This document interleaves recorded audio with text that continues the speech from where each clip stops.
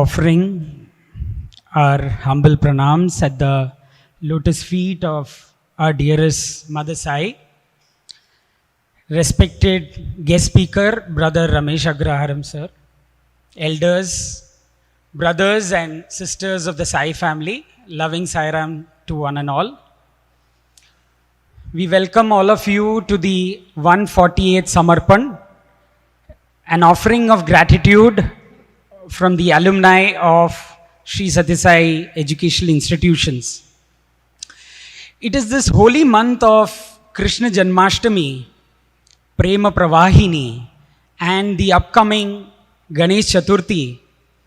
And in this holy season, it is our greatest good fortune to hear the Leelas of the Lord in His immediate presence. Talking about the Leelas of the Lord and Krishna Janmashtami, I am reminded of an episode which Swami narrated, our own Sai Krishna narrated in one of his discourses. Once Krishna sent Uddhava, his cousin and dearest friend, who, as we all know, was an adept in Jnana Yoga, the path of knowledge and wisdom. He said, the Gopikas are dearest to me and are totally devoted to me. Uddhava thought in his mind, Gopikas, they are illiterate, they are ignorant. How will they know about Swami or Sai Krishna, right? To dispel the doubts of Uddhava, Krishna sent him to Repalle. And when Uddhava asked the Gopikas, how can you become one with Krishna? This was his question to him. One of the Gopikas answered, and this is Swami's words. She said, if Krishna were a flower, I would be a bee whirling around him. If he were a tree, I would be a creeper twinning around him. If he were a mountain, I would be a river cascading from its top. And if Krishna was the boundless sky, I would be a little star twinkling in the firmament. Another Gopika said, if Krishna were a flower, I would be the bee which goes on sucking every drop of honey in the flower, tasting the nectar that is there. And this is our approach to God. How blessed would be the days of the Gopikas in the Dwapara Yuga when Krishna was doing this incredible divine sport, his Leelas, right? Every other day, every other moment. In the Kali Yuga, it was no different. And if you listen to the stories of the devotees and the students of Bhagavan who lived with him and watched him in close quarters, we would see the same pattern repeating. We have one such Gopala here amongst us who had the great fortune of being part of Swami's Leelas in his physical presence in the 80s. He was part of the Mandir decoration team, a very coveted team of just a dozen students who would electrify the Mandir, if I could use that word, during the functions, which brother will talk about. In the words of one of his classmates who is in fact from Mumbai, he said, and I quote, he was an electric boy in our class literally. And during the course of this lighting work, Brother Ramesh had numerous interactions with Bhagavan, and I'm sure he has a lot of electrifying stories to share with those incidents in Mandir. He was in fact the first batch from the CBSE when the school became part of the CBSE curriculum, and also the bikes team during the sports meet.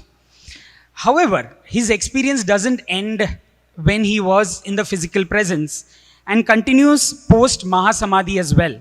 And here I'm reminded of an episode during 2007 or 2008 when a drama was presented on the life of Shirdi Sai Baba.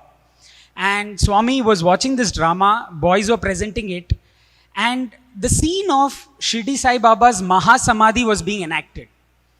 And generally this doesn't happen. Swami always sits during the entire drama. He never abruptly ends a drama. In that particular episode, just before the scene, he went inside the interview room. and the drama was stopped. And then he took a pause and came back, and the boys who were with Swami in the interview room later told this to one of our teachers. Swami went inside the interview room, sat silently, closed his eyes, and then he made a very profound remark. He said, and I quote, that old man, as he used to refer Shirdi Sai Baba, after he took Mahasamadhi, he came back after 3 days. But when I take Mahasamadhi, I won't come back after 3 days, but forever and ever, I will talk to my devotees from that place. That is the significance of the place, right? The Sthala Mahatmyam or the Sthala Purana as we call, and that is, we are talking about Puttaparthi, we are talking about where we stand today. And in 2015, post Mahasamadhi, Brother Ramesh witnessed one of the most fascinating incidents where he heard a voice from the Sannidhi. So we look forward to listening to this fascinating account and many such experiences. It is my formal duty to introduce Brother Ramesh here. He is born to the devoted couple Sri Krishnamurti and Srimati Lakshmi Agraharam, who came to Swami in the earliest 70s. Brother Ramesh hails from Anantapur district in Andhra Pradesh. Swami, in fact, visited his grandfather's house in Anantapur when the Anantapur College was being constructed in the late 60s. He joined the Sri Sathya Sai Higher Secondary School for his 11th and 12th grade in 1982. He continued his education in Sri Sathya Sai Institute of Higher Learning, Prashanti Nilayam campus, pursuing his bachelor's and master's in commerce. Mind this, he did his bachelor's and master's in commerce, but once he completed his post-graduation in 1989, Bhagwan advised him by saying, "No computer course chahi," which means Swami told him to pursue education in computer science. And as he narrates his experiences, you will come to know why. On the professional front, Brother Ramesh began his career with TCS in Hyderabad in 1990 and later went on to join the government of Andhra Pradesh as a public servant. He was appointed as head of monitoring for the prestigious World Bank assisted poverty reduction project by the then Chief Minister of Government of Andhra Pradesh. Thereafter, as advised by Swami, in the year 2009, he floated his own business, Organic House, for export of organic cotton clothing and natural incense made from essential oils. He has won a number of excellence awards from the government and now serves the government of Telangana as an advisor in the rural development field. As our dear Sai Krishna writes eloquently in the first chapter of the Bhagavata Vahini, and I quote, "Reading and enjoying the stories of the glory of Krishna in some sacred spot or some temple or prayer hall shrine or in the company of the virtuous and the good, that is the source of great inspiration and joy. It makes people forget everything else." So I think it is our humble prayer to Bhagwan that he sends us his devotees, and brother has come all the way from Hyderabad. Let us now soak in the bliss of his leelas. Over to Brother Ramesh Agraharam. Sairam.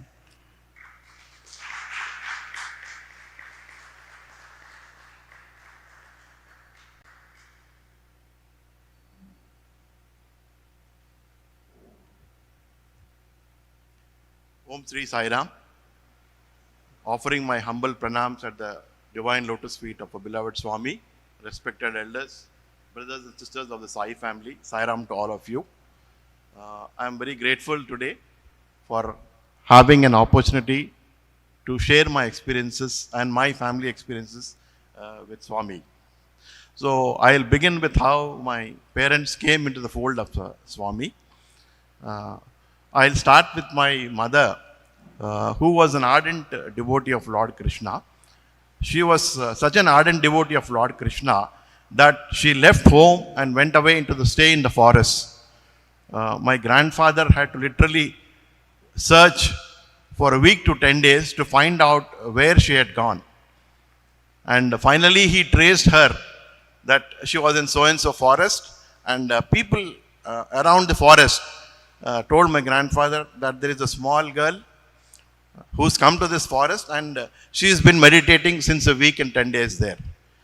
My grandfather went to her, literally pleaded, convinced her that he will not come in her way and brought her back home.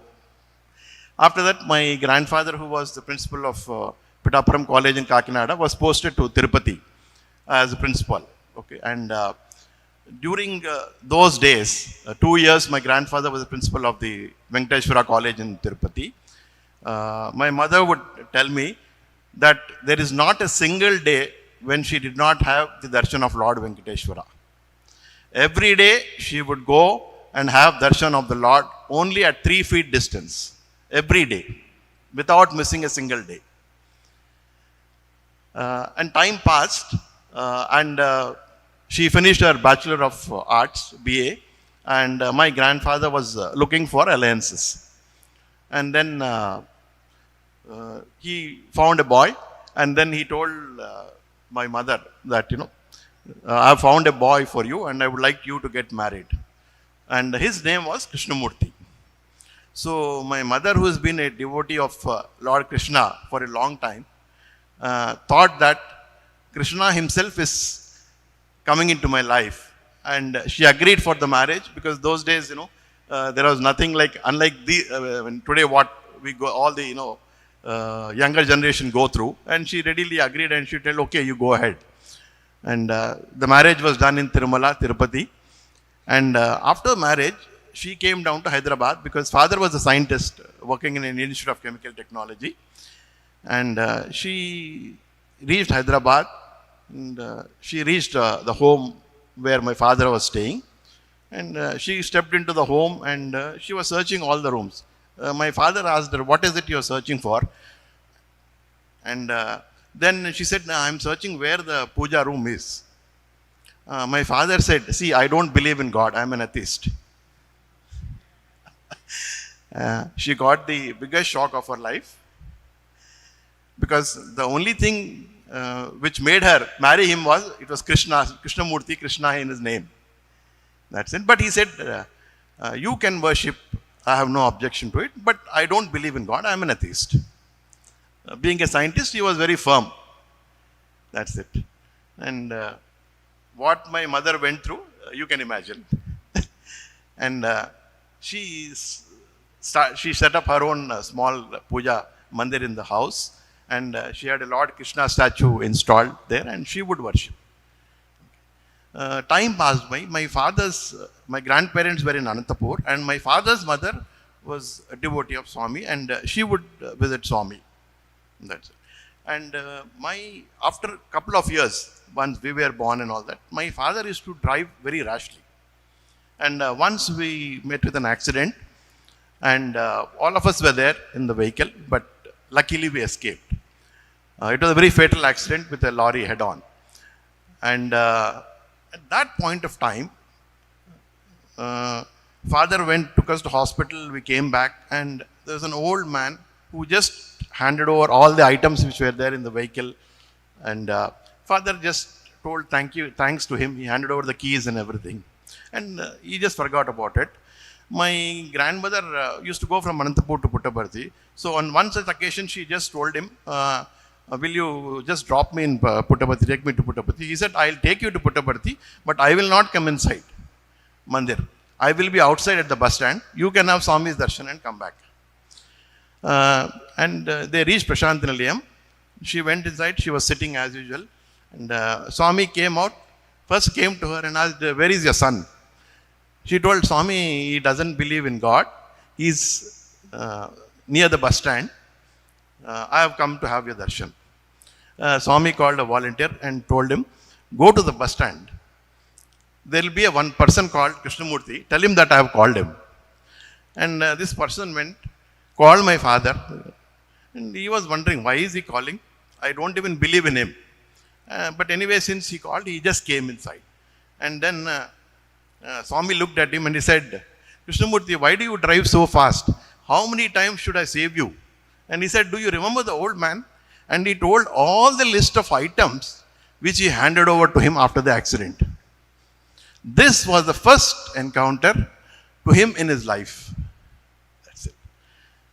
A person who thought that God never existed, he was totally dazed, and he thought, how come Swami knows, and how is it that whether he is the same old man who has come and who handed over the list of items. Okay, he heard Swami and all, and he just came back, still not very convinced. And he came home, and he just told my mother what happened.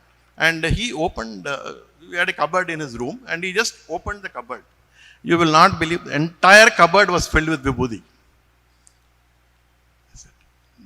That made him, think like who Swami is, what is divinity, who is God. That started his inner journey. And that's it. And over the years, he became the greatest devotee of Swami, and served Swami till the fag end of his life. That's it. And then my mother, being a devotee of Lord Krishna, the first photograph which Swami gave to my mother was the Swami taking out the Krishna statue in Dwaraka. That's it. And she was very surprised. Imagine, those days, Swami gave her a photograph with Lord Krishna, meaning that I and Krishna are the same. And that is how their journey started. Then my father wanted to construct a house. So what he did, the plan was made, and he just placed the plan in one devotee's house. The devotee asked that, are you ready with the house design and all that? He said, yes, I'm ready. I'm going to start the construction work. And he just placed the plan in their altar, in their puja room. And they were all talking. And then there was a big thunder sound. And everybody in the house just rushed outside, thinking that something is happening or it's falling. And as my father and mother came out, salt fell just from the sky, just the salt fell on them. And then they went back inside. The whole plan was filled with vibhuti and kumkum. That is how Swami blessed. And they collected all the vibhuti, kumkum and all the salt. And it was considered very auspicious to put that salt on the foundation day. And on the foundation day, when the puja was done, father had kept one Swami's photo, and there was continuous flow of amrit from that. And father constructed the house and completed it. And I was very small at that time. And once Swami had gone to, father had some office work in Bangalore. And those days, at that time, Swami was in Whitefield. So daily, I was this very small boy. I would take a small rose and be outside. As soon as Swami comes out for darshan, I would run and give the rose. Swami would take the rose, pat my cheek, pull my cheek, and then go for darshan. Every day that used to go on. Then one day I had high fever and I could not go. And then Swami came out and asked, where is he? Then he asked my father, what happened? He said, Swami is having fever, I didn't bring him today. Then Swami said, you bring him tomorrow, I'll do the Aksharabhyasam for him. And that is how first Swami made me write Om on the slate. And Swami did the Aksharabhyasam and blessed me. As we grew up, one such, Swami used to come to Hyderabad occasionally. And one such visit, Swami had come to one of the devotees' house and was staying there. And my mother took, myself and my brother, both of us, for Swami's darshan. And as we reached there, we were children, so we were obviously playing. And mother was trying to take us near Swami, and we were trying to run away and all that. And Swami just saw her from a distance and told her, why are you pulling them? Let them play. I have seen them. Why are you worrying so much? Both of them will come steady near me and they will be with me.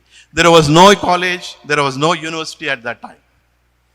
And Swami clearly told my mother, both of them will be with me, don't worry. Let them play. And I finished my 10th, and I had just gone first time to Puttaparthi to see Puttaparthi. Until then, only when Swami used to come to Hyderabad, I used to just go and have darshan with my parents. I just saw the place, and at that time the interviews were going on for the plus 11th class, 11th standard. I just attended the interview, and in the interview they just asked me, have you brought your certificates? I said, no, I have just come to see the place. I have just come without anything. They said, how can we give you admission without anything? I just attended the interview. I said, left it to Swami. I just came out. And the evening, normally once all the interview is over, the final list is done. The principal takes it to Swami and takes his blessing, takes Swami's blessing. Swami just came out, and before principal could open the list, he said, one boy has come without certificates. And give him admission. He'll go and get his certificates tonight. And the principal told me, I took a bus, came back to Hyderabad, took my certificates, and again went back. That is how with Swami's blessings, I got admitted into Swami's institutions. Okay. And my first encounter with Swami was, I was sitting for darshan during those days in the Mandir. I was sitting much behind. And Swami just came out for darshan. That is one of my first darshans after joining. And I just looked at Swami and a thought passed. They say Swami is Lord Vishnu. Is he really Lord Vishnu? Swami came out and he was going towards the lady's side. He just took a 360 degrees U-turn, came straight to me and he said, I am. That's it. And he gave me namaskar. That was my first experience of Swami's, omnipresence about his divinity. That's it. And those days, Rajmata of Navanagar used to come to see Swami. One such occasion when she came, she brought a big garland and she garlanded Swami. I was just sitting in the veranda. Swami just called me and he gave the garland and he said, you take this to the hostel. And before I could, take the garland and come back, Swami just looked at me and Swami asked Rajmata, do you know where his wife is? I was so totally dazed. And Rajmata looked at Swami and she said, Swami, what do we both of us know? You know where she is. And then Swami looked and he said, her name is Shanti. She is growing in North India. And I married her only later on. That's it. Similarly, my cousin brother also, Swami would look at him and tell, your wife is growing at Kamlanagar, Anantapur, and he also married her only. She's from Kamlanagar. That's it. So Swami knows all our lives with, we have been with. That's it. And Swami knows our entire future. That's it. And those days, Swami gave an opportunity for a group of students for us. We would decorate the Mandir. We had 3 occasions, Dashara, Swami's birthday, and Christmas, wherein we would decorate the entire Mandir with electrical serial lights. Okay. So every year we used to wait very eagerly when Swami would call us and do. And these 3 months were the golden moments of our life.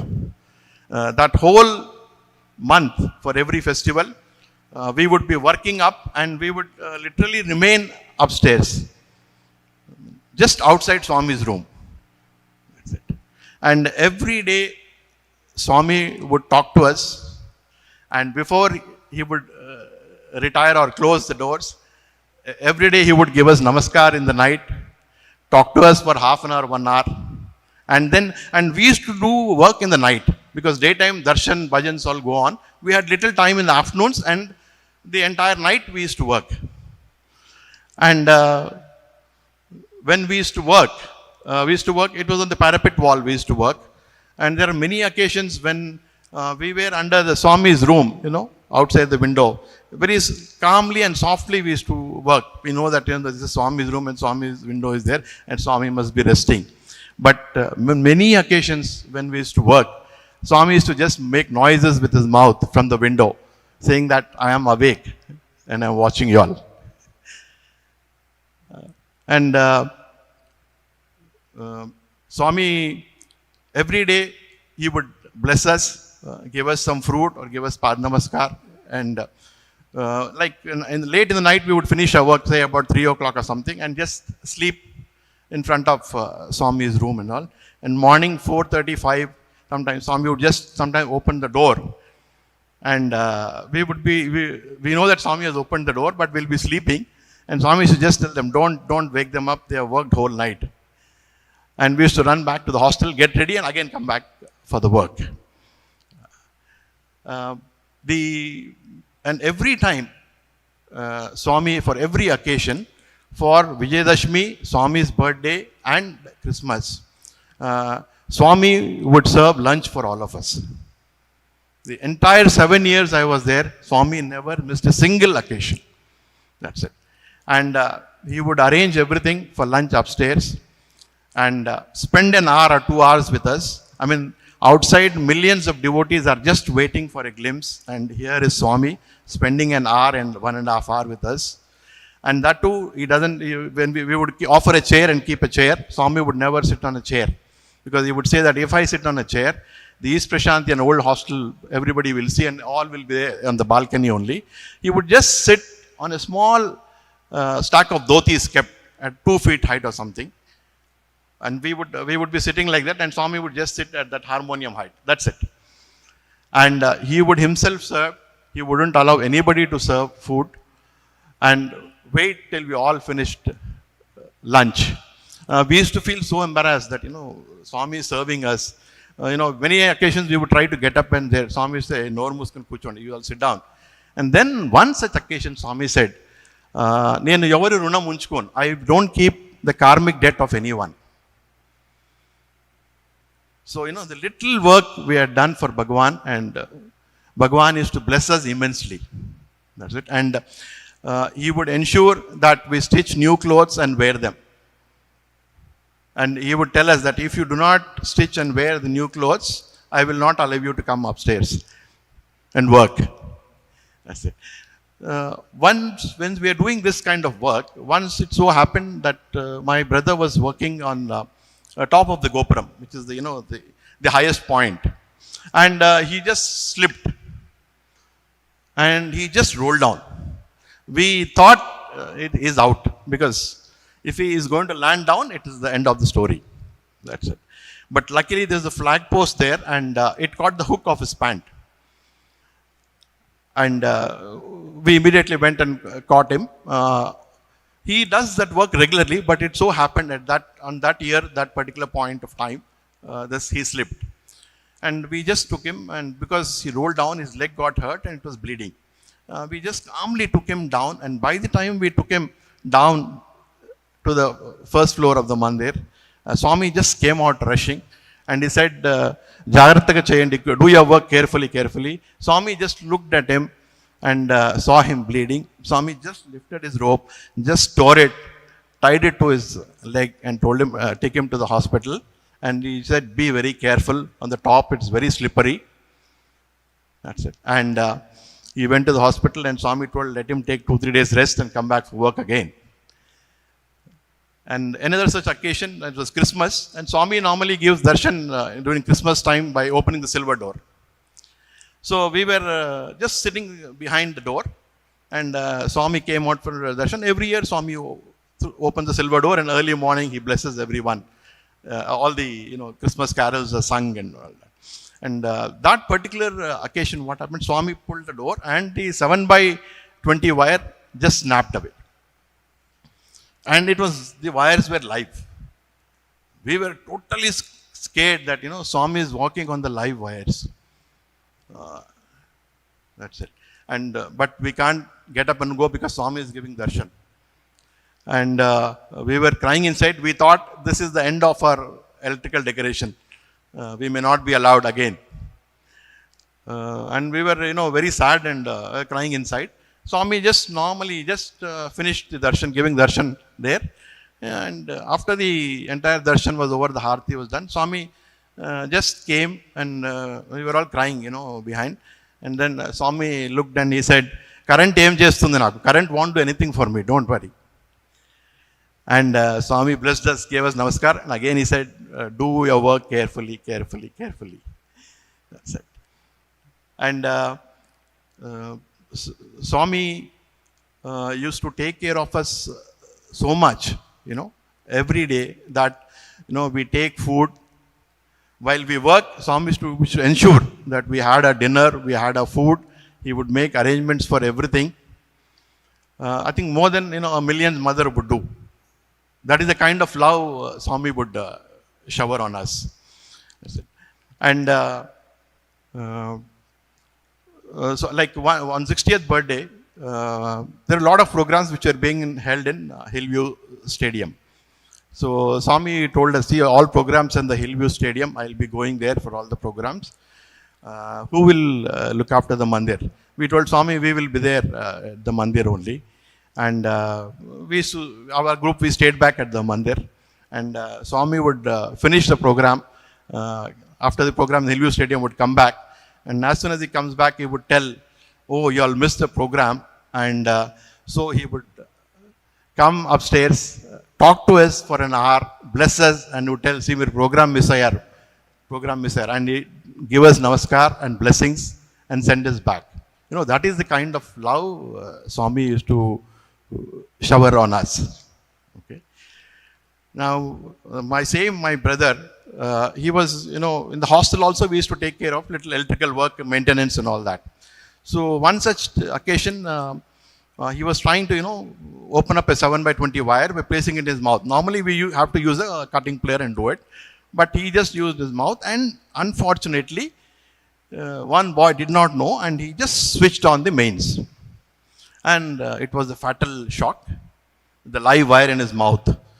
And by the time we could, rush and switch off, the damage was done. His whole tongue was burnt, and literally there was a hole in his tongue. That's it. And next day morning, a warden rushed to Swami, and Swami just opened the door and told him, even before warden could tell, Swami told him, "Variki gadu naku shock tagilindi." Swami said, "It is not he who got a shock, it is I who got a shock." Okay, and Swami told warden, "You bring him." And Swami blessed him with prasad and told him, "You go to Hyderabad, get all your tests done, and whatever treatment doctors tell you to take, you find out everything and come back." And he came to Hyderabad, got all the tests done, and they had given a prescription with 2 months of medication and injections, what he need to take to recover. He had become very weak. And he came back, and then he was sitting, and Swami asked him, "What did the doctors tell you?" And he showed the prescription to Swami, and he said, "Swami, 2 months of medication and injections I need to take." Then Swami just looked at him. Swami just told the prescription. He said, "You don't need all this." Swami said, "Open your mouth." And he materialized vibhuti and just put it exactly on that hole, where the hole had formed. And Swami told him, "Sports meet is happening. You have to participate in the sports. Go and start practicing." A person who's got electrocuted, who can't walk, even, and Swami tells him, "You go and start practicing. Sports meet is there." And he just left and he started practicing whatever Swami told. And then in that particular year, in many of the games, he won the maximum prizes. And Swami would just tell all devotees, "Dekho, usko shock mara, fir bhi wo first aaya abhi sab games mein." And after 3 days, I myself and my warden, we just told him, "Open your mouth." You will not believe, there was no trace of that hole on his tongue. It was absolutely normal. That's it. And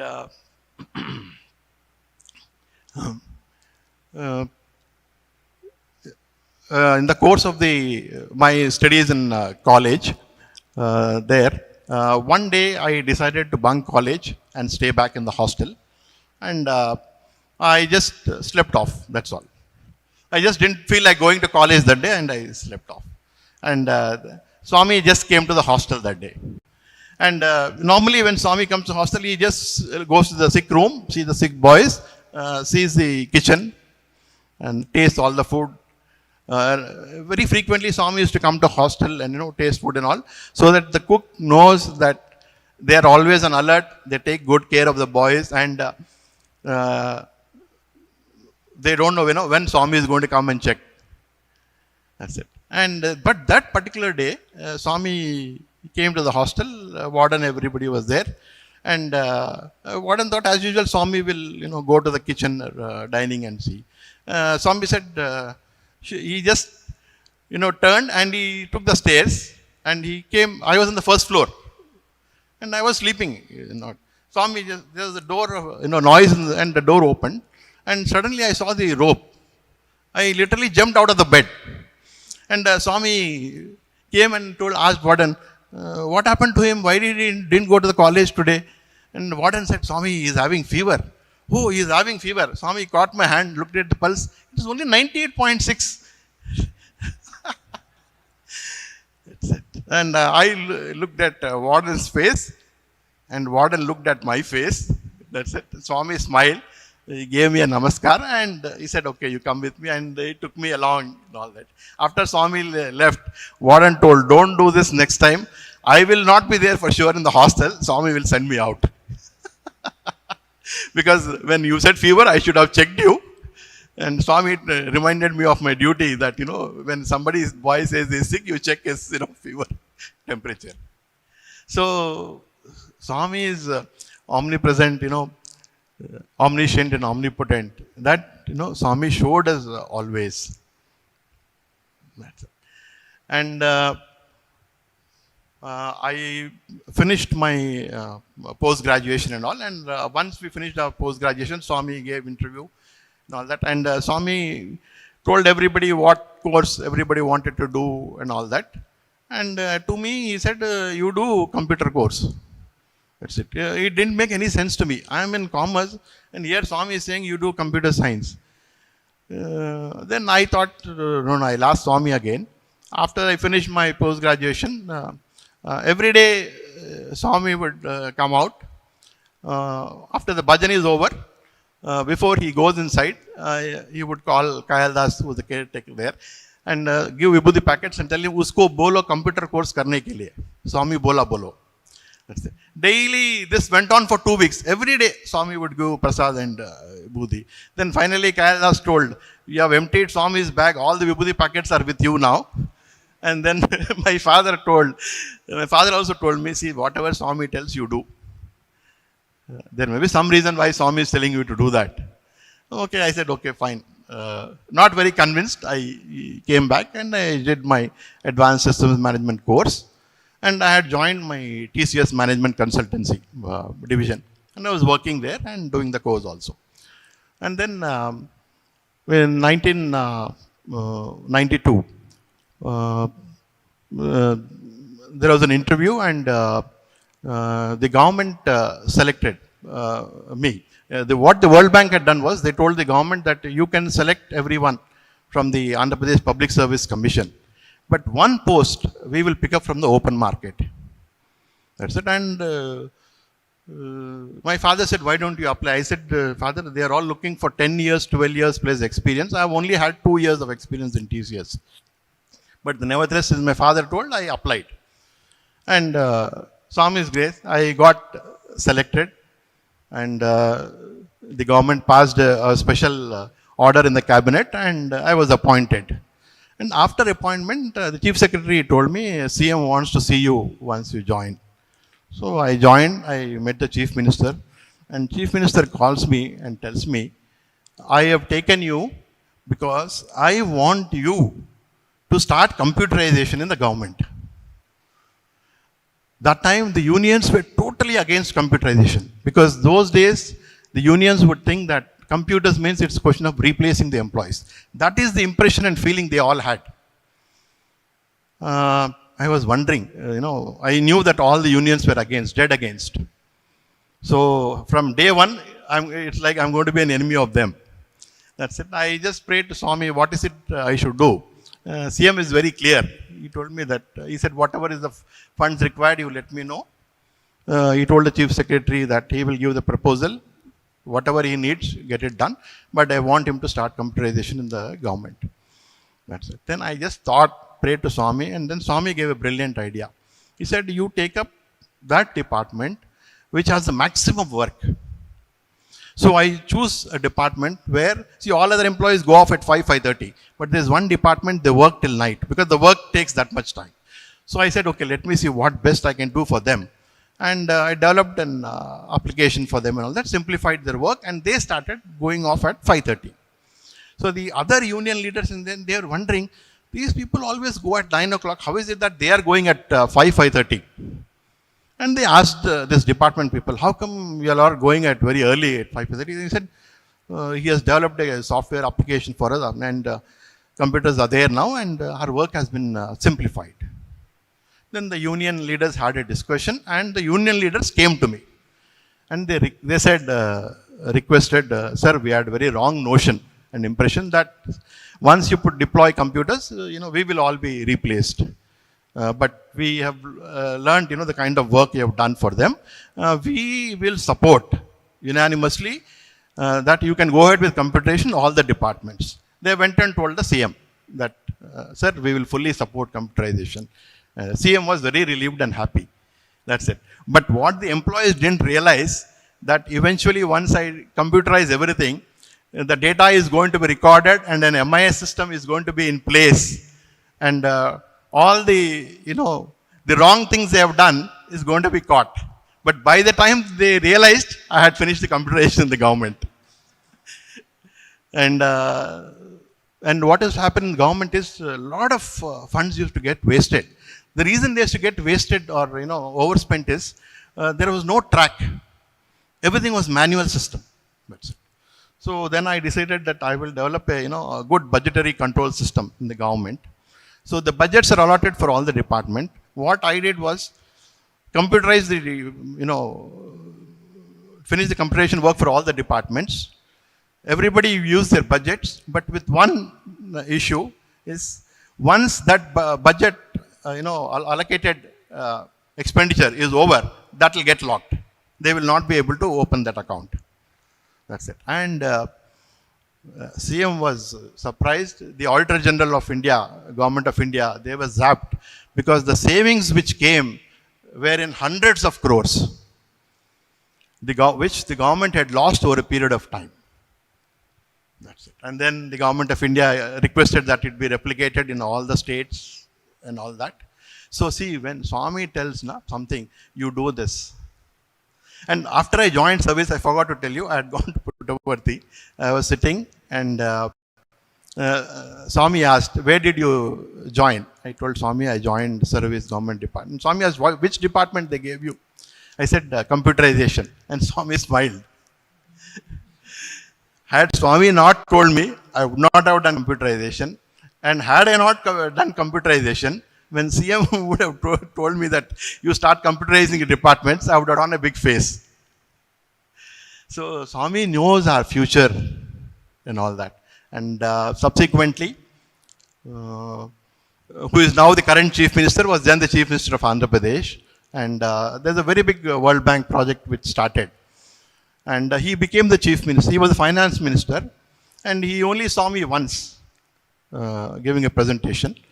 And then he became the Chief Minister, who is also now the Chief Minister of Andhra Pradesh. So you know the name, I don't have to tell you. And as soon as he became the Chief Minister, he took the oath. And after 2 hours, I was in Vizag, working at Vizag that time, and I get an order saying that CM wants you at Hyderabad. And I received the order in the afternoon, and Chief Secretary tells me, evening flight, he wants you. He wants to see you here. So I just called the packers, movers, gave house keys to them. They said, we'll pack and bring everything to us. And I just left with my family, Hyderabad.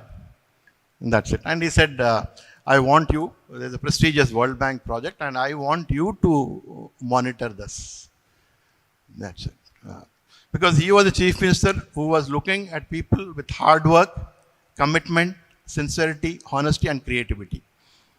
He would not bother whether you are an IAS or non-IAS. That was not important for him. What was important is you know the work, you are creative at work. And he respected that. And I worked 10 years with him. That's it. And while I was working in government, in the year 2009, I just come to Prashant Nilayam and I was just sitting. And Swami just came to the veranda and he just looked at me, he gave me namaskar and he said, Inka government chalu, government is enough, you do business now. I just came back to Hyderabad. If I resign, CM is not going to accept it. So I just kept 1 year leave, went on leave saying that my father is not well, sir, I have to take care of him. And after that, I sent in my resignation. With lot of pain, he accepted it. The only plea I could get out is saying that my father is not well, he's too old, I have to take care of him. Then only he accepted my resignation. That's it. But I just, whatever Swami tells, just do it. That's all. That's it. And that is how I started my export of organic products and incense sticks made from essential oils, pure incense sticks. That's it. I started with zero investment and no idea of who my clients are going to be. And in 1 year, Swami brought clients from 4 countries to me. So whatever Swami tells, just do. And it will happen. That's all. That implicit, obedience we should have. Now, during my studies in Prashanthalayam, we normally have sports meet every year. And one such sports meet, we thought we'll introduce motorbikes for Swami's escort and some small motorbike stunts. So we had to get this. Those days, bikes were not available in Puttaparthi, and we need to get them from some other place. So Warden told Swami, boys want to do this, give us permission. And Swami said, where will you get the bikes from? And he said, Swami, one Mr. Ashwath Narayana is there in Anantapur, and he's kept 10 bikes ready, and we will get them from there. Then Swami asked, who will bring the bikes? Swami, Warden showed me because I am from Anantapur district. Swami just smiled and told him, okay, let him go and get. I went to Anantapur. I don't know driving. Absolutely no driving, no license, nothing. Swami told you go and get. I went to Anantapur. I told the gentleman, you start the bike and bring the bike outside. I just watched him, how he started the bike, how he drove the bike outside, and just did what exactly he did and learned the bike. In half an hour, I got well versed with how to drive the bike. And I got the bikes. Then Swami asked Warden how many bikes he brought. That's it. Then Swami asked Warden, when you sent him, did you ask him whether he has license? Did you know whether he knows driving or not? He's learned driving and he's brought those bikes. So thanks to Swami, I learned driving.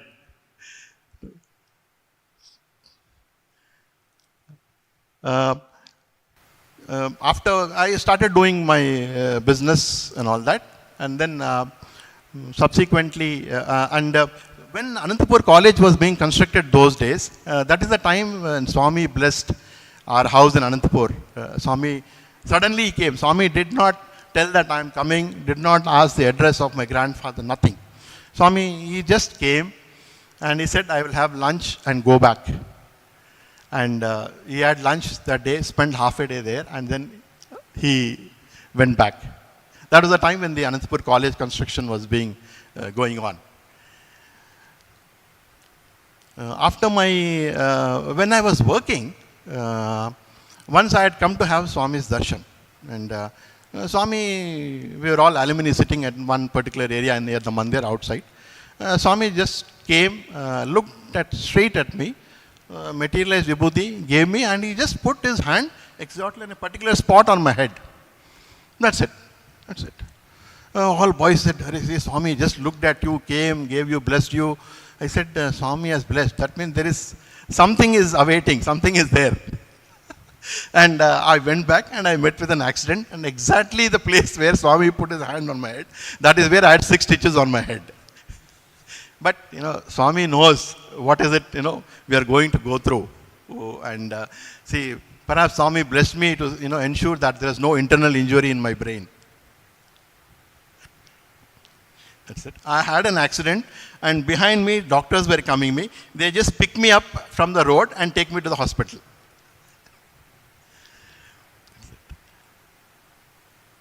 And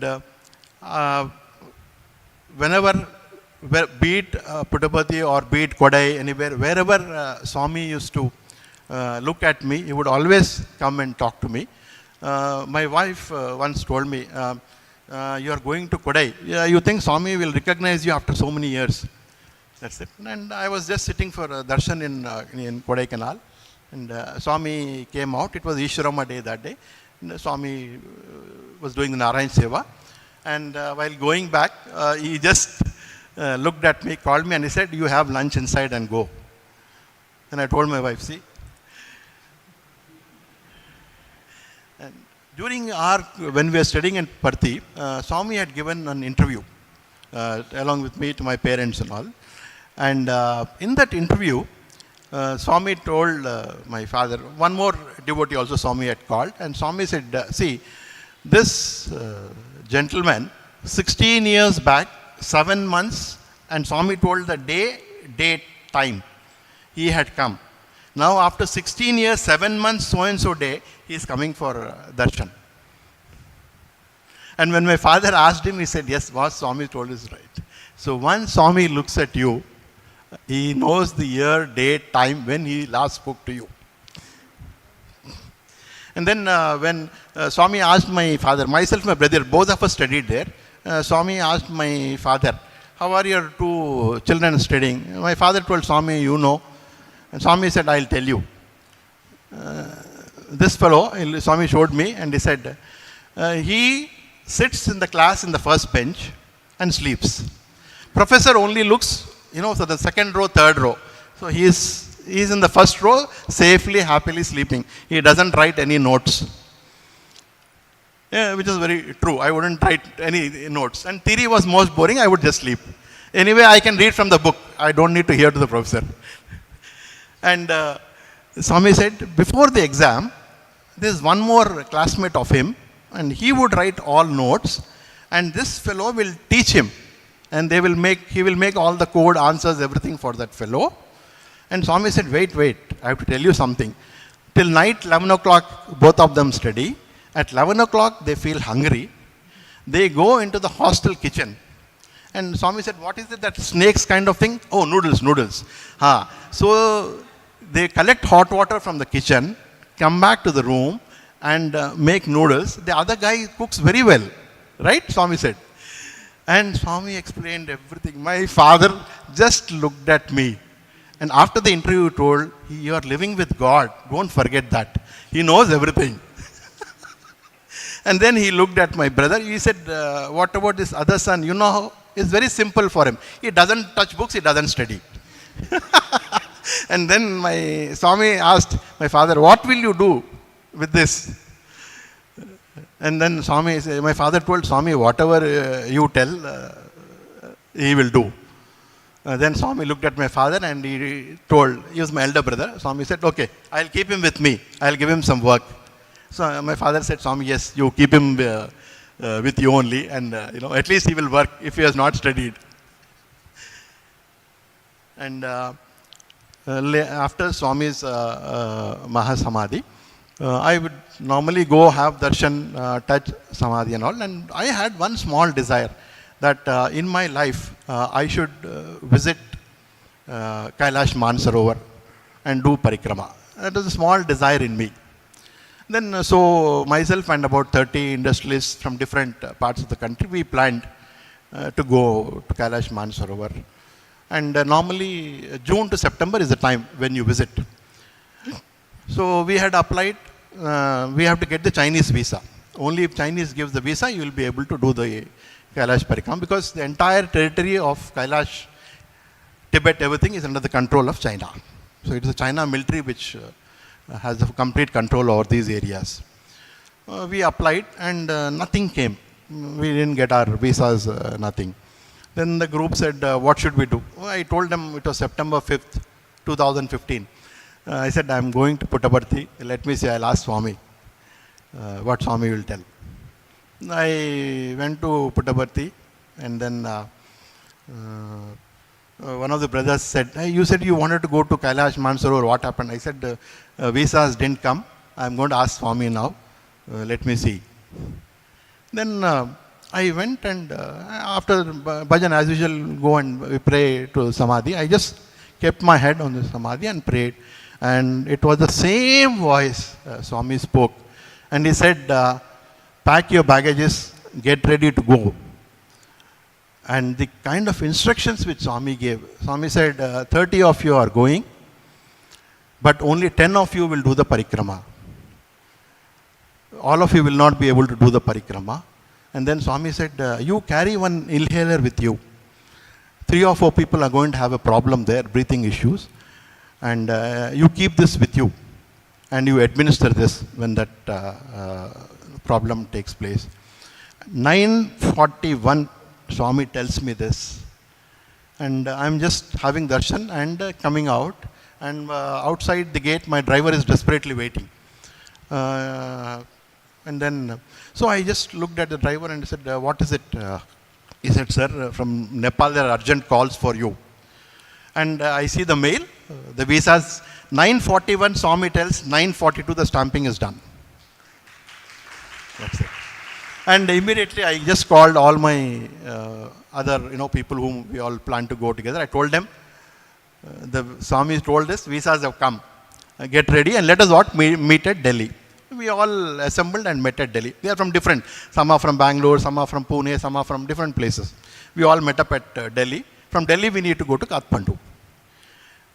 Then they all asked what Swami told. Then I told, this is what Swami said. Swami said 30 of you will go, but 20 will not be able to do because of breathing issues. Only 10 of you will be able to complete parikrama. And Swami told me to take an inhaler, so it is 3-4 people may fall sick and need to administer. This is what I told before the yatra started. That's it. And we reached Kathmandu. And from Kathmandu, we need to change 3 flights. Kathmandu to Nepalganj, they're all small 20-seater flights. So we need to split in 2 batches and go. They don't operate long flights there because they're all hilly areas and all. So from Kathmandu to Nepalganj to Simikot, there's another flight, and from Simikot is a helicopter till Hilsa, which is the border of Nepal. Then we reached the border of Nepal. From Nepal, we now need to enter into the area of the Chinese territory. So there's something called an iron bridge, a small bridge over a big river, and only one person can walk on the bridge. So only one behind another need to follow. You need to pick your bag and you have to walk on the iron bridge and cross to the other side of the Chinese territory. Nepal military told us that once you go there, you may have visa, sir, but it's left to them. It's their jurisdiction and their decision. If they want, they can allow you. If they send you back, come back the same route. So we went. And there, the Chinese military, they check everything. They check your mobiles, they look at your pictures, photos, your videos. Every item in the bag is searched thoroughly. And then only, if everything is fine, they allow you to proceed further. So luckily, we all walked over the iron bridge, went and they saw and let us in. And then we reached a place called Taklakot. So by this time, we are already at 16,000 feet height. Now what happens is, as you go higher and higher, the oxygen intakes becomes lesser and lesser. That's it. And then finally, when we reached Manasarovar, it's 18,000 feet height.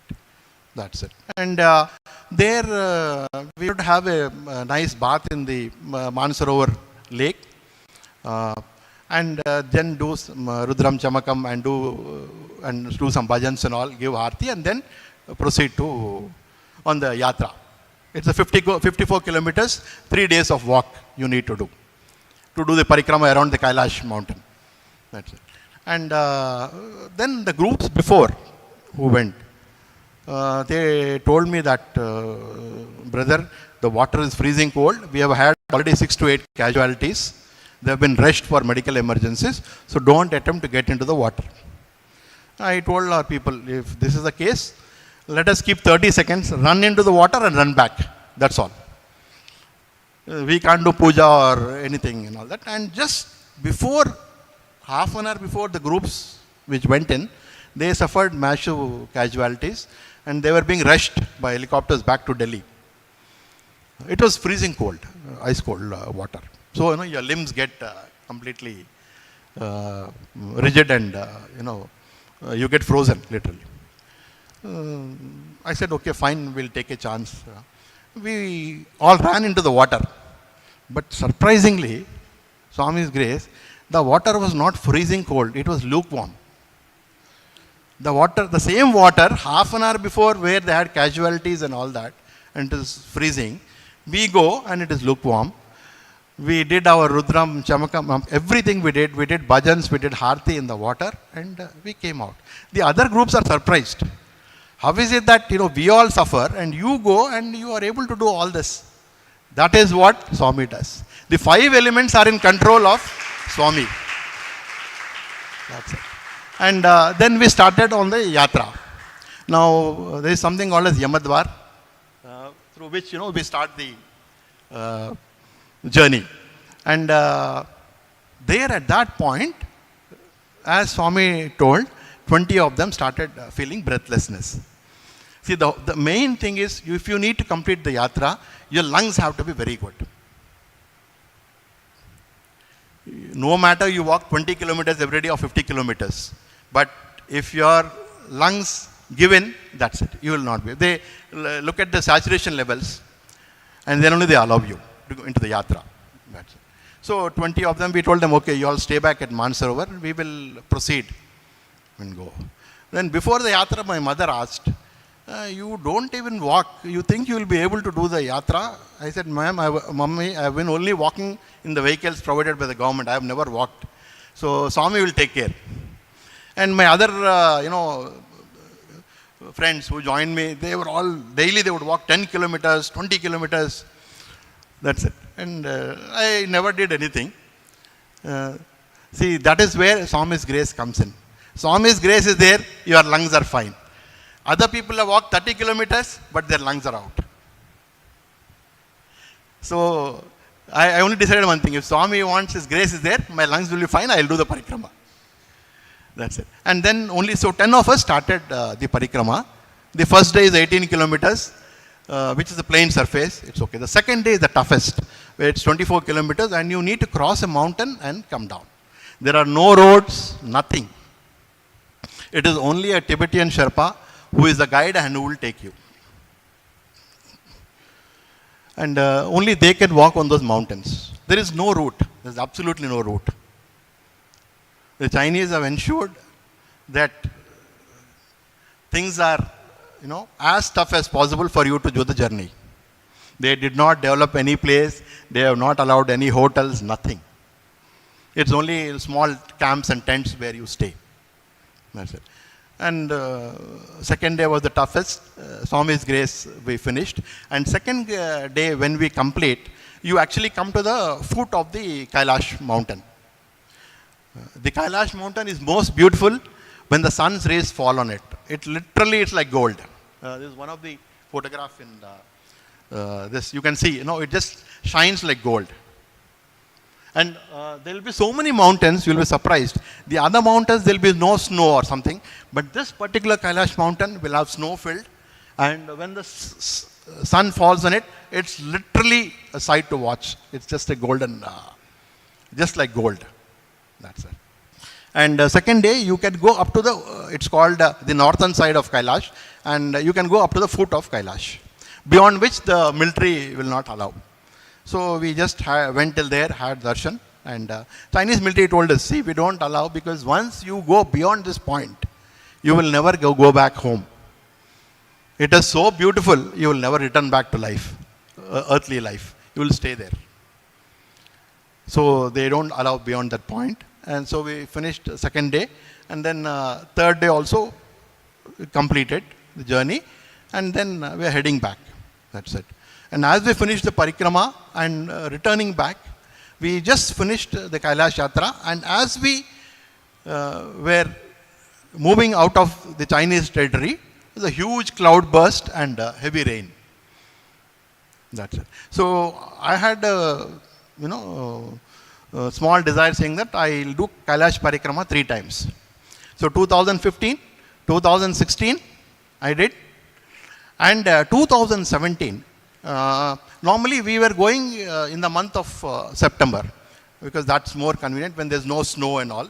It's easier to walk through. And it was June, the third time.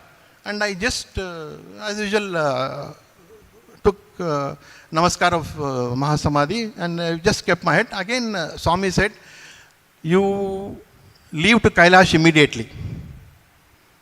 Swami said, from here straight you go and finish your yatra. I called everybody and I said, this is what Swami told. I don't know why, but Swami said, it was June month, after June. Swami said, you go now. And then everybody said, whatever Swami tells, just let us follow and go. By the time they have had experience of, how Swami had told about the whole yatra and how Swami guided, and what exactly happened was whatever I told to them at Delhi airport. That's it. And the third time, and we went. We didn't even have visas. I said, okay, we'll go to Nepal and apply visas there. We went there to Nepal and applied for visas. We got it in 24 hours. Swami's grace. That's it. And third time when I was going, I was thinking in my heart, Swami, why did you keep this Kailash in the Chinese territory? So much of hardship, so much of checking, so much of scrutiny. Our phones are checked, our bags are checked, everything is checked. Man, what kind of people these people are, They make you go through all this. How nice it would have been had it been in India. I was just thinking in my mind, and I went.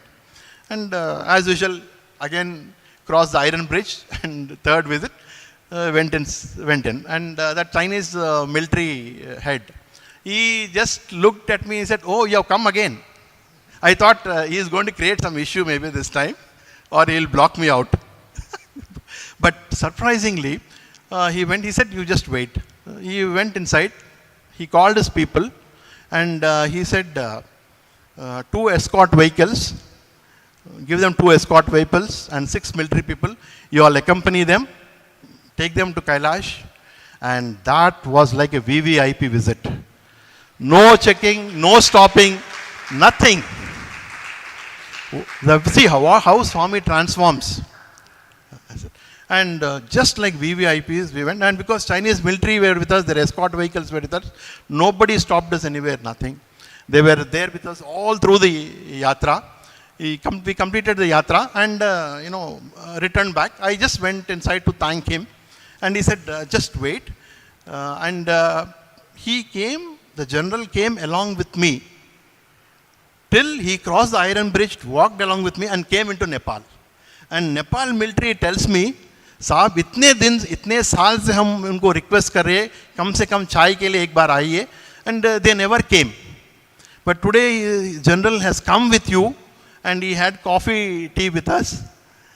And Nepal military also was very happy. He said, so many years we requested, sir, but he never obliged. But today he has come with you, and they served, coffee, tea, and refreshments for all of us, Nepal military. And the general, I just thanked him profusely. And he said, whenever you come to Kailash, you're welcome. See how Swami transforms and changes. The experiences I had in the first 2 visits and the third visit was the most memorable one. That's it. And then the third time, it was June month, and June 18th is my birthday. Now we crossed the Iron Bridge and we came into Nepal.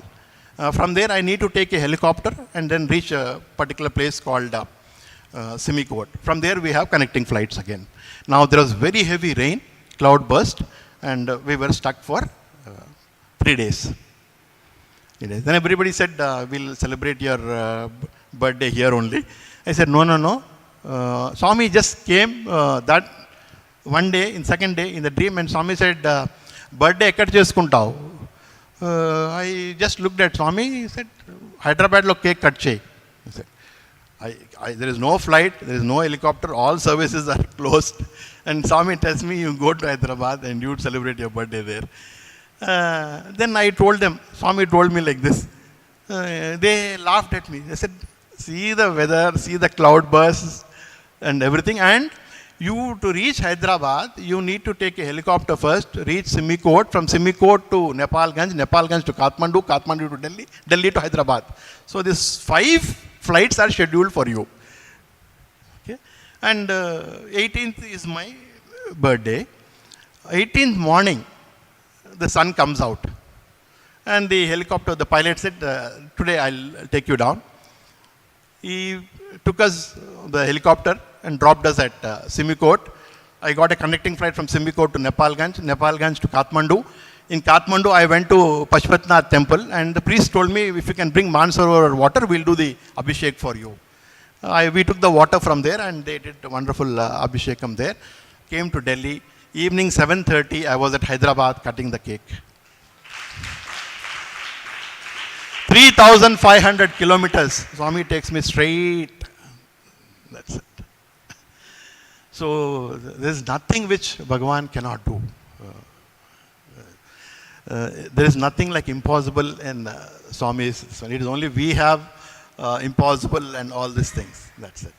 And one thing which I want to narrate is while we were working upstairs, one day Swami asked,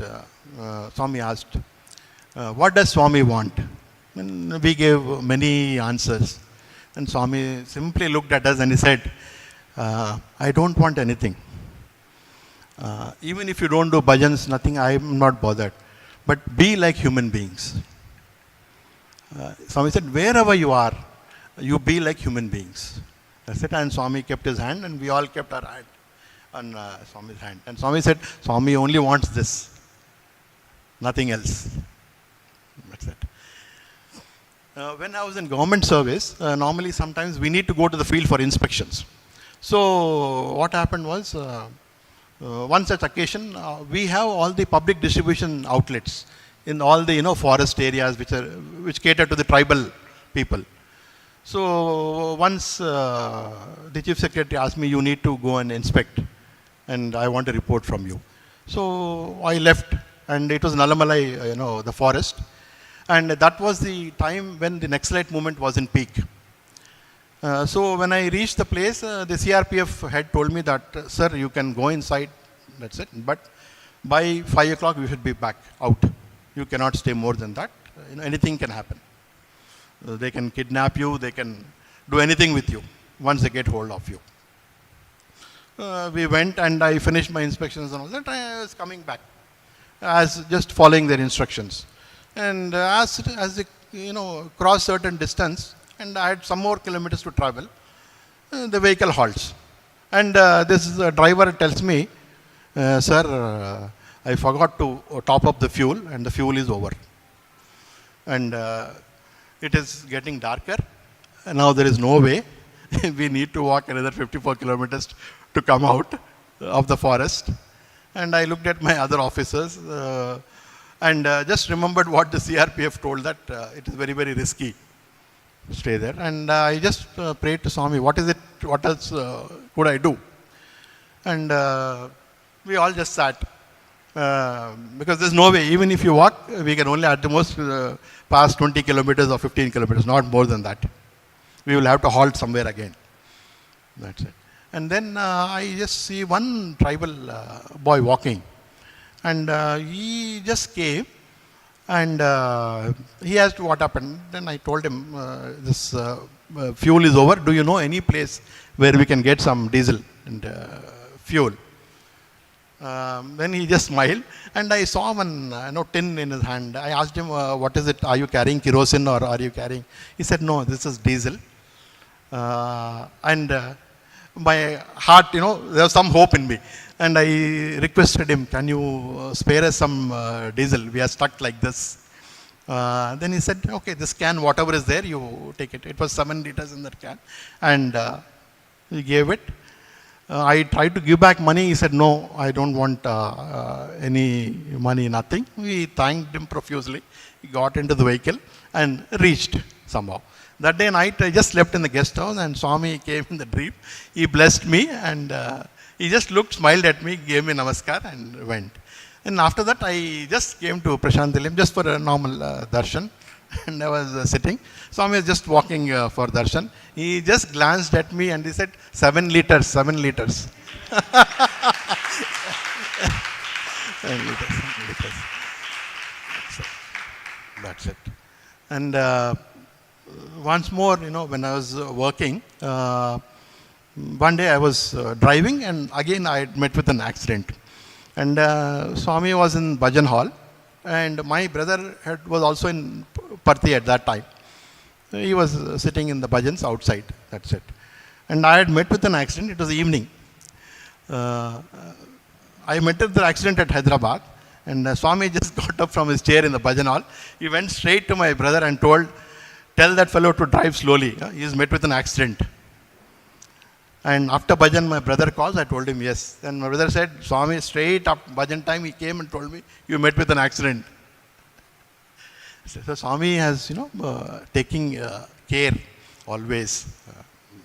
That's it. It is only just that we need to have our immense faith and love for Swami. That's it. Now, as my journey of life was going on,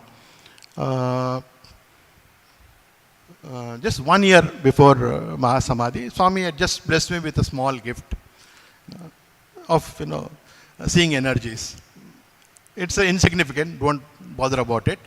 But what transpired and what all Swami told me, when Swami blessed me with this, I told Swami, I don't do anything. I don't do meditation. I just I filled my heart with your love. That's it. That's it. And Swami looked in the dream. He just told me, he said, Nenu Bahe Priyudni Kadu, Nenu Bhava Priyudni. Means I don't look at what you do externally. I only look at your Antaranga Bhava, your inner motives, your thoughts and your heart. And I'm Hridaya Nivasi. I only look at your heart. And he said, you don't need to change or do anything. You be the way you are. That's it. You have filled your heart with Swami's love and Swami will be always there with you. That's it. And Swami said, okay, whatever I have bestowed you with my blessings, you keep helping people. Okay, Swami knows why he has given or, for what purpose he has given. That's it. And with this blessings of Swami, I have now traveled almost 20 countries across and trying to, help people. And that's it. And restore people's, faith and devotion. That's it. And I always tell people only one thing. Only one thing which Swami has clearly told is Nisvartha Prema, Nisvartha Seva. Means love selflessly and serve selflessly. And this, if you have, I can tell you that Swami will be always with that person. Forever. That's all. This is all that Swami looks at. That's it. The moment you are out of yourself, Bhagavan is with you. Till you keep trying to, achieve your goals of yourself, Swami will be away with you. That's it. This is what we all have to realize. And my father, he was a scientist and he was working in the, in the labs, in the CSIR labs. And one such time when he was working, he was in the ground floor working, and it's a big, plant. That's it. And while he was working, a rod slipped from the top of the plant, and it was just landing on his head. It was just about to land on his head, and one person just comes and pushes him. And my father just falls. My father turns, nobody is there, but he just sees that the rod has landed down. That's it. And one more beautiful incident I will narrate. When my father and mother they planned to construct the house, my mother, being a devotee of Lord Krishna, she wanted to install a statue of Lord Krishna. And we were in a friend's house. All of us were there. We were also there. We were sitting and talking. And she was telling them that when I finish my house construction, I want to have a puja room and I want to have a lovely statue of Krishna and Swami picture. And you will not believe, in that house, Lord Krishna statue is there in their puja room. The statue comes in the air, and they had a daughter called Soni, her name was. The statue comes from their puja room, rotates on this girl's head 3 times and goes back. It is just like a picture. So my mother used to tell, whatever she would think of or my father would think of, Swami would manifest. One more time Swami manifested Vibhuti. It was not from photographs or something. The Vibhuti formed like a temple. The total, how a temple structure is there, the Vibhuti formed exactly like that, overnight. And the puja room would always be filled with nectar flowing from Swami's photograph. And one more time, my father was in Puttaparthi, okay, and my mother was in Hyderabad, and my grandfather was in Anantapur. He passed away, right? And those days, there's no question of mobile or anything. It was only a telephone through which, or a telegram, that's it. And my father was in Puttaparthi, and Swami just came out for darshan. Straight went to my father and told him, your father is no more, leave immediately. That's it. And no telegram, no phone call. Swami tells my father directly, and he left to Anantapur immediately. That's it. So if you look at Swami, all through your life, at every critical juncture, Swami keeps blessing you, saving you, guiding you, and this is what is all about Swami's omnipresence, omniscient and omnipotence. That's it. And then my mother's sister, she was staying in the US, and she lost her kidneys. Both the kidneys were out, and she was on dialysis. Then they did a transplant, and the transplant kidney also failed. And then I told Swami that this is what her condition is. Swami materialized Vibhuti and gave, and Swami just said, give this to her, nothing will happen, she will be there, she will do her daughter's marriage, and she will be there. Doctors told that maximum with this dialysis, another 2 years she can manage, because the transplant also failed. And can you believe, she lived on for 35 years, only with Swami's Vibhuti. That's it. It was a history in US, a patient with the longest dialysis in her life. That's all. It's only Swami's Vibhuti which kept her. That's it. And one more time, my sister, she was doing her MBBS, and she was in the final year of MBBS, and then she had a typhoid attack, and she became very sick, very weak. And she told father, I cannot write my final exams. It is not possible. I have not prepared, and I'm bound to get a 0.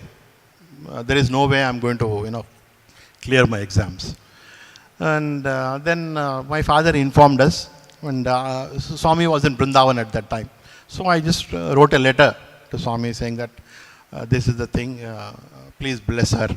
And then Swami sent word saying that, ask her to just go to the exam and write. Then I told my sister, this is what Swami told. She said, I'll get a big 0. I'm not prepared. I said, doesn't matter. You just go and sit in the exam. That's all. She went, she sits in the exam, and she says, as soon as she sits in the exam, she sees the question paper, and she writes the answers. That's it. And in that particular year, she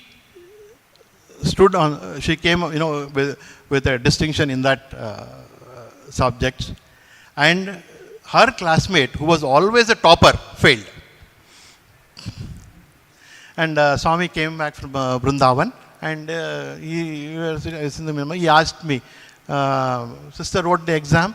I told Swami she wrote, and she got a distinction. Swami just smiled, because Swami had written the exam. It is not she who has written the exam.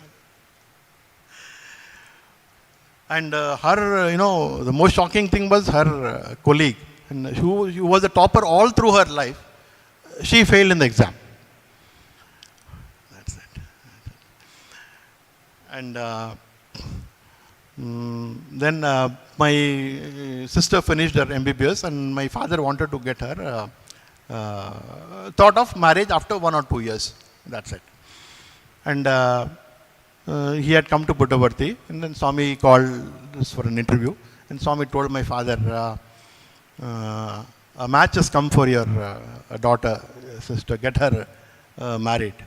And my father told Swami, I'm planning to do it after a year or two. He had planned, all his budget, finances, marriage is a big thing. So he had planned everything accordingly like that. And then Swami said, no, you finish the marriage. And Swami put his hand in the pocket. Oh, you're worried that funds are not there. By the time you go back from Puttaparthi, they'll be there, don't worry. He comes back from Puttaparthi to the house, and three of his colleagues, friends, by the time he reaches home, they have kept the money ready for the marriage. That's it. Swami just said, by the time you reach home, it will be there. Don't worry. So, and Swami performed the marriage, and Swami told after marriage you come, and Swami blessed them with clothes and all that. So, at every moment of father's life, Swami had been, helping him and all that. And one more time again in his office, it's a plant, once he was posted in a particular plant which is called phosgen gas. It's a very poisonous gas. That's it. And it happened that, there's a leakage of phosgen, and it is most dangerous. Wherever that gas touches or falls, you develop something like a cancer in the body. That's it. And father had inhaled that. And mother, everybody were worried. Even his office colleagues, everybody were worried. Because what happened when the leak took place, he wanted to, rescue his other subordinates and all of them. So in the process of bailing, bringing them out, he had inhaled that. That's it. And then he was in Parthi. Swami was just walking in the darshan line, and Swami looked at him, and Swami just went to him, materialized vibhuti, and gave it, and he said, don't worry. You have inhaled it, I have exhaled it out. Yes, my father's colleagues, who were the other scientists, were very sure that something is going to go wrong to him. Because once you have inhaled it, it has its own consequences and effects. That's it. And that is how, Swami stored out. And normally, we all write letters to Swami, right? And give. So, on one such occasion, mother wrote some letter with few issues in it, and she was sitting in the Mandir, in the line, darshan line. Swami came, and Swami looked at her. Swami took the letter. He walked 2-3 steps in the front. He just walked back, and he just gave the letter back to my mother, and he just told all the contents of the letter. We think, that we have to write letter and inform Swami or tell Swami. Swami wanted to tell her that I know everything, whether you write letter, you don't write letter. I don't need letter. You write letter for your satisfaction. Because Swami is Sarvantaryami. He knows everything.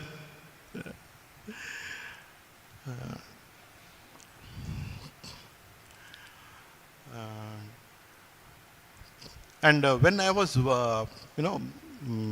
working in the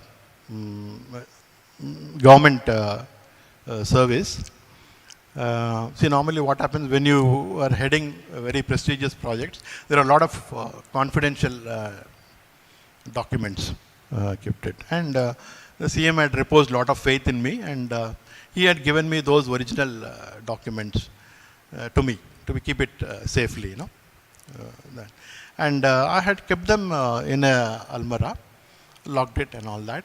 And one day, Swami just came in my dream and he told me, see, one person is searching all your almirahs for the documents. Remove them from there and keep it, in another place. That's it. Then I got to know who was searching for it, and the opposition parties always try to retrieve whatever the present government does. And then I immediately removed those documents and kept them in another safe place.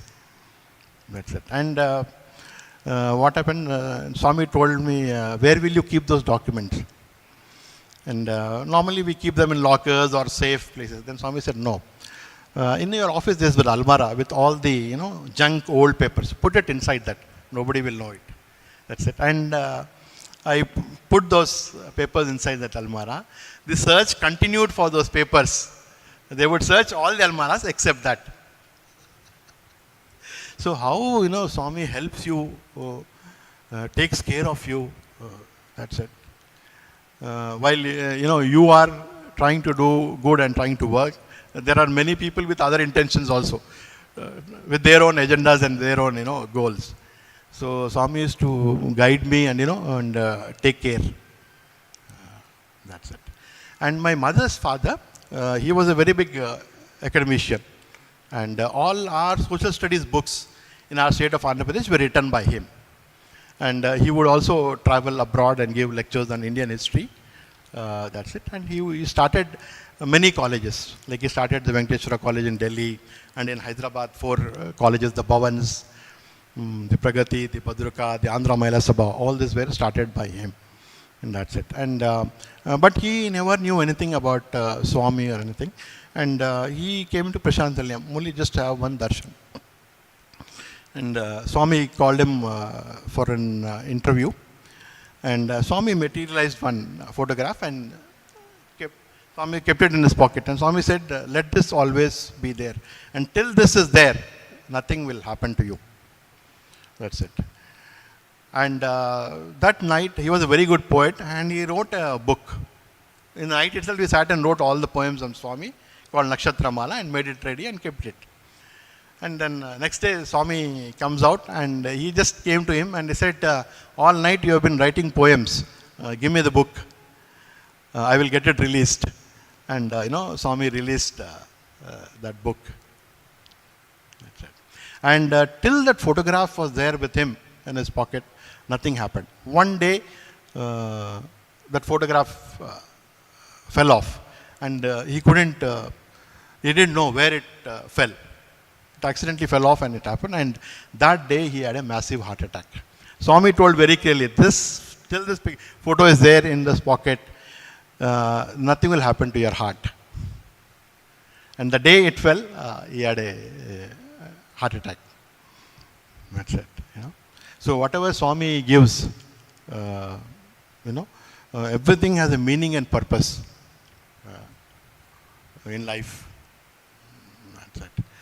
And then my mother, once she fell sick, and I was working at that time, and she just fell unconscious, and we rushed her to the hospital.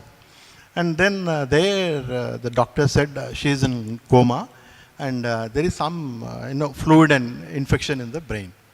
It has gone into the brain, and we cannot say anything. They did the scan, everything, and doctor said it is very difficult to do surgery. The portion where this fluid has gone and infection has gone, it is very difficult to evacuate that. And he said we'll give medicines, but fingers crossed, there's nothing we can do. And then myself, my brother, we were there in the hospital. She was in coma for 2 weeks. She was in coma. That's it. Only we would just take care of her. And all my relatives, everybody thought, time is up for her. And that doctors also did their best, and they said there's nothing beyond it, and we can't do a surgery for her. The moment we do surgery, it is very fatal for her. That's it. And father was also very worried. We were there. We were just sitting and all that. Then after the 15th day, she just opened her eyes, and she got up. And she looked at me and my brother and said, what happened? You have not shaved and all. I said, Mom, 15 days you were not here. You were not on earth for 15 days, and we are sitting like this. She said, I don't remember anything. All that I remember is I am falling from a big height, and Swami just held me in his hands and brought me. That is all she remembers. And when I came back to Parthi, thanked Swami, then Swami just took my letter, and Swami told, Amma Kein Kadu, she's got a lot of time, don't worry. Swami will take care. Nothing will happen to her. And now almost 20 years have passed and she is there, hale and hearty. That's right.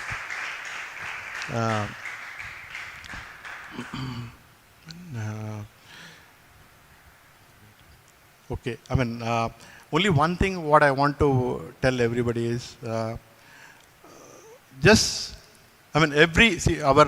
soul has been through numerous lives and all of us have karmic bondage which we need to, come out with doing sadhana and all that.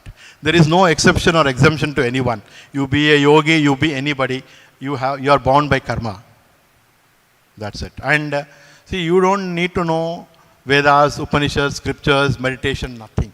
You fill your heart with Swami and he is always there in you, around you, everywhere, taking care of you all through your life. Jai Sai Ram.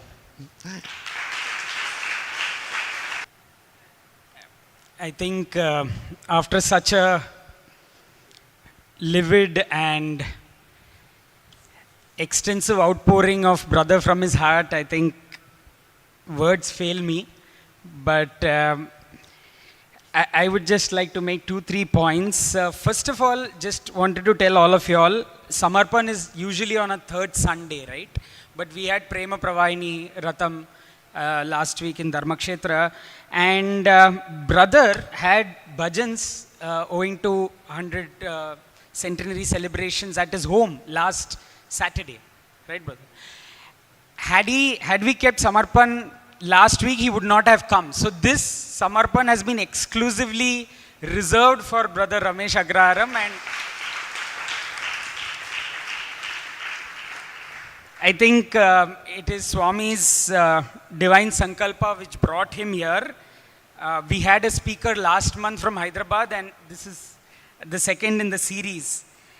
Right from the foundation of his life, not only in his house, but the foundation of his life, right from the time he was, Swami did his Akshar Abhyasam, to giving admission in 11th standard without certificates, right up to choice of his career and choosing who he will marry. I think Sir's experiences and his journey with Swami has been completely carved by Bhagwan. At this point, I would just like to read one poem which Swami wrote. It's in Telugu, but I'll just translate into English. And Swami says, "The Lord of Puttaparthi will always protect you. He is the ocean of compassion. Holding your hand, he will take care of you. He will never forsake you. Recognize this truth."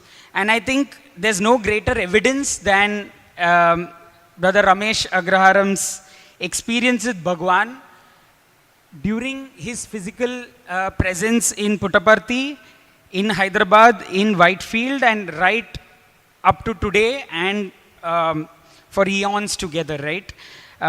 Brothers spoke about his Kailash Manasarovar experience, and I just wanted to emphasize one point. That episode after Mahasamadhi really shows us that we need to really tune into Bhagwan, right? Brother heard that voice. It's not like I went about 2 months back to Puttaparthi. I also put my head in the Sannidhi. I didn't hear any voice. That's because I am not tuning into him, right? Our Wi-Fi signal is weak that we are not able to tune into Bhagwan. But if brother has been able to do that, I think that is because of his sadhana. It is because of his kind of relationship with Bhagwan which he has carved. And such series of Samarpan talks get us closer to Bhagwan. Even though it is his experience, for us it is like our own first-hand experience as we go through life. He said one particular sentence, Swami advised them, be like human beings, right? And this entire spiritual experience, if you look at, is moving from animality to humanity and to divinity, right? So I think brother's experiences have only shown us that we have to be fearless. Our love has to be selfless and changeless, which is the trio in what Swami expects from all of us. With that, we would like to felicitate you, brother. I'll call upon Chaudhary uncle, convener of Borivali Samiti, to do the honors.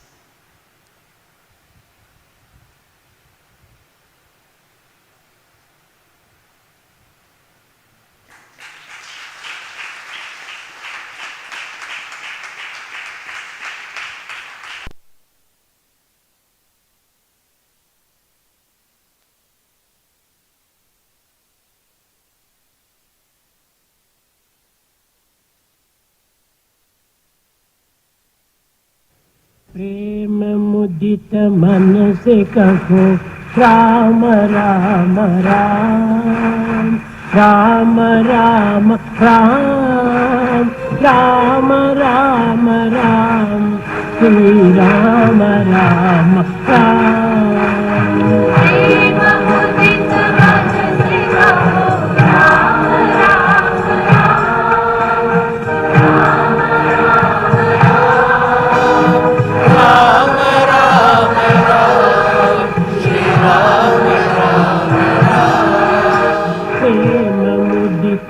मन से कहो राम राम राम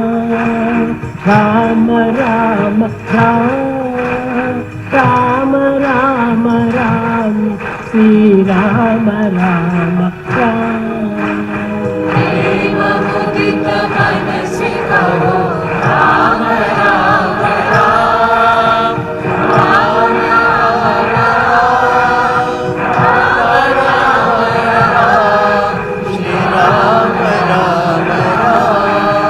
राम कटे दुख मिटे लेत राम नाम। पाप कटे दुख मिटे लेत राम नाम। भव समुद्र सुखद नाव एक राम नाम। भव समुद्र सुखद नाव एक राम नाम। परम शांति सुख निदान दिव्य राम नाम। परम शांति सुख निदान दिव्य राम नाम। निराधार को आधार एक राम नाम। निराधार को आधार एक राम नाम। माता पिता बंधु सखा सब ही राम नाम। माता पिता बंधु सखा सब ही राम नाम। भक्त जनर जीवन धन एक राम नाम। भक्त जनर जीवन धन एक राम नाम। भक्त जनर जीवन धन एक राम नाम। भक्त जनर जीवन धन एक राम नाम। राम राम राम राम राम राम राम राम श्री राम राम राम। राम राम राम राम राम राम राम राम राम श्री राम राम राम। राम राम राम राम राम श्री राम राम राम। राम राम राम राम राम राम राम राम राम श्री राम राम राम। राम राम राम राम राम राम राम राम राम श्री राम राम राम। राम राम राम राम राम राम राम राम राम श्री राम राम राम। राम राम राम राम राम राम राम राम राम श्री राम राम राम। राम राम राम राम राम राम राम राम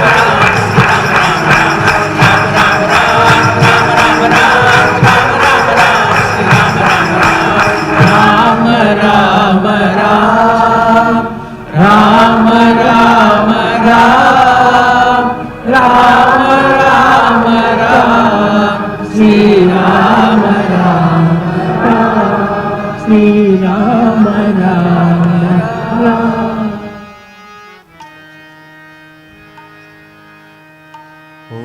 तत्सत् श्रीनारायण तु पुरुषोत्तम गुरु तु सिद्ध स्कंद विनायक सविता पावक तू, सविता पावक तू, ब्रह्ममस्तु यहुव शक्ति तू, यीशु पिता प्रभु तू, रुद्र विष्णु तू, राम कृष्ण तू, रहीमताओ तू, रहीमताओ तू, वासुदेव गोविश्वरूप तू, चिदानंद हरि तू, अद्वितीय तू, अकाल निर्भय आत्मलिंग शिव तू, आत्मलिंग शिव तू, आत्मलिंग शिव तू।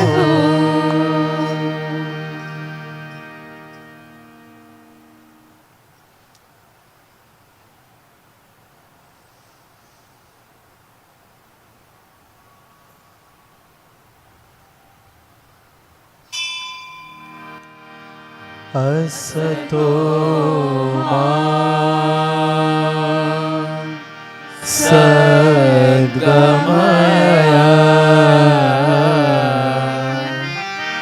तमसो मा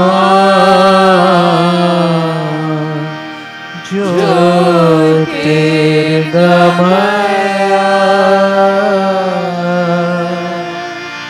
मृत्योर्मा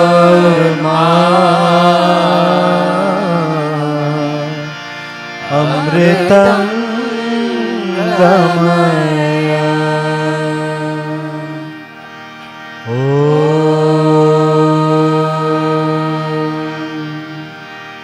शान्ति शान्ति शान्तिः। ॐ जय जगदीश हरे स्वामी सत्य साई हरे, भक्त जना संरक्षक, भक्त जना संरक्षक, पति महेश्वरा। ओम जय जगदीश हरे। शशिवदना श्रीकरा सर्वा प्राणपते, स्वामी सर्वा प्राणपते, आश्रित कल्पलतिका, आश्रित कल्पलतिका, आपद्बान्धव। ओम जय जगदीश हरे। मात पिता गुरुदैवमो मरि अंतयो नीवे, स्वामी मरि अंतयो नीवे। नाद ब्रह्म जगन्नाथ, नाद ब्रह्म जगन्नाथ, नागेन्द्र शयना। ओम जय जगदीश हरे। ओंकार रूप जय शिव साई महादेवा, सत्य साई महादेवा। मंगलारती अंधुको, मंगलारती अंधुको, मंगल गिरिधारी। ओम जय जगदीश हरे। नारायण नारायण ओम सत्य नारायण, नारायण नारायण ओम, नारायण नारायण ओम सत्य, नारायण नारायण ओम सत्य, नारायण नारायण ओम। ओम जय सद्गुरुदेवा। नारायण नारायण ओम सत्य, नारायण नारायण नारायण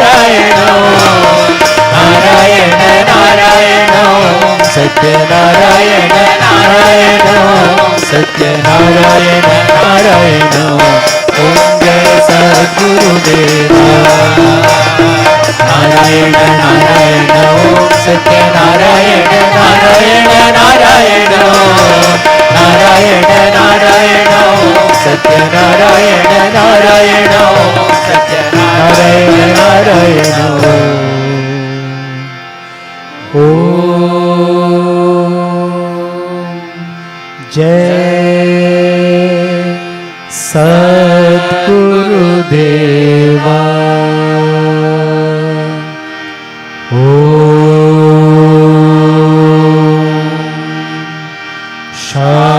शांति शांति शांति समस्त लोकाः सुखिनो भवन्तु समस्त लोकाः सुखिनो भवन्तु समस्त लोकाः सुखिनो भवन्तु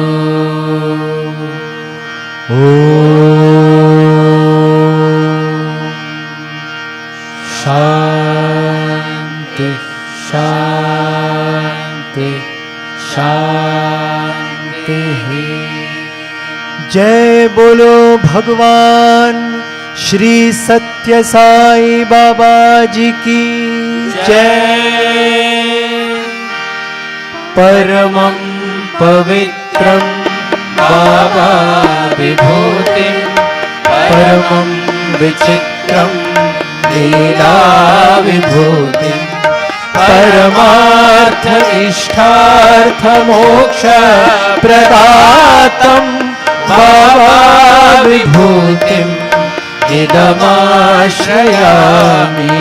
परमं पवित्रं बाबा विभूतिं परमं विचित्रं लीला विभूतिं परमार्थ इष्टार्थ मोक्ष प्रदातं बाबा विभूतिम् इदमाश्रयामि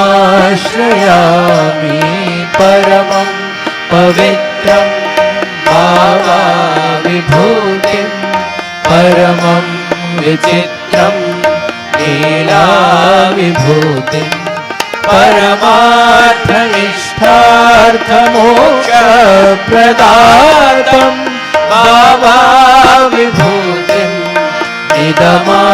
इदमाश्रयामि बाबा विभूतिम् इदमाश्रयामि